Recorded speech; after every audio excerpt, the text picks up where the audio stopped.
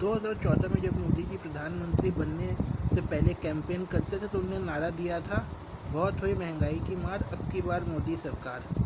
बहुत हुआ petrol diesel की मार, अब की बार मोदी सरकार। उस समय जब क्रूड ऑयल का दाम वर्ल्ड में $160 प्रति बैरल था तो इंडिया में पेट्रोल का दाम 75 और डीजल का 65 रुपीज़ था।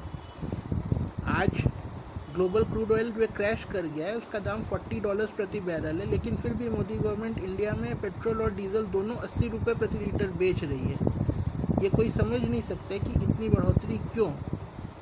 आज पेट्रोल पे सरकार 250% टैक्स ले रही है और डीजल पे 800% टैक्स। ये एक्साइज ड्यूटी कलेक्ट करते करते पिछले 6 सालों में मोदी सरकार ने ऑलमोस्ट 18 लाख करोड़ से ज़्यादा रुपए की आमदनी जो है टैक्सेस से कर ली, लेकिन इसका कोई हिसाब आज तक नहीं दिया गया।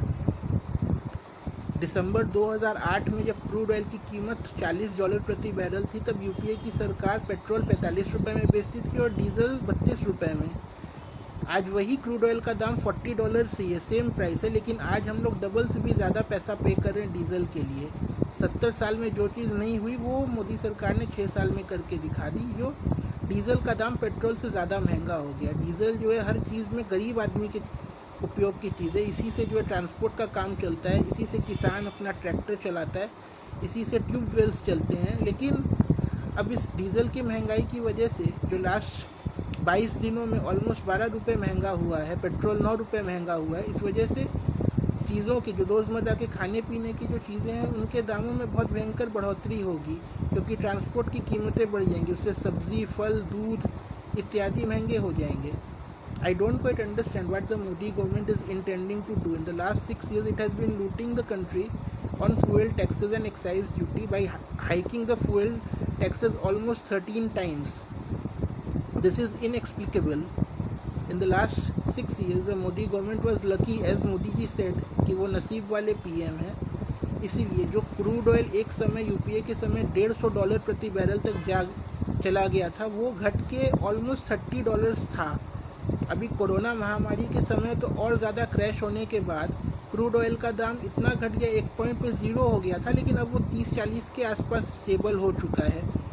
आज ढंग से देखा जाए तो सरकार के पास ऐसी कोई रीज़न नहीं है कि वो 50 रुपये के आसपास टैक्स कलेक्ट करे पेट्रोल और डीजल पे, जिस वजह से महंगाई बढ़ रही है।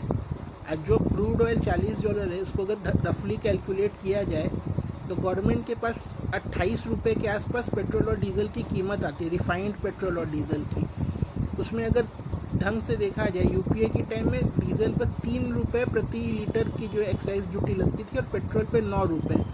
आज उसको बढ़ाकर 32 रुपये कर दिया गया पेट्रोल के लिए और 32 रुपये ही डीजल के लिए। इतनी बढ़ोतरी के कारण आज हम ऑलमोस्ट 50 रुपये डीजल और पेट्रोल के ऊपर टैक्स देते हैं सिर्फ। एक्चुअल कीमत उसकी 30 के अंदर आती है। अगर गवर्नमेंट गरीब लोगों का भला करना चाहे तो आराम से कर सकती है, पेट्रोल और डीजल 40 के अंदर बेच के। The economy has been down due to the corona and lockdown. Everything is facing losses. The GDP and economy was already in the mess, but the government is filling its coffers by looting the public. This is absolutely undone. This is just cannot be explained.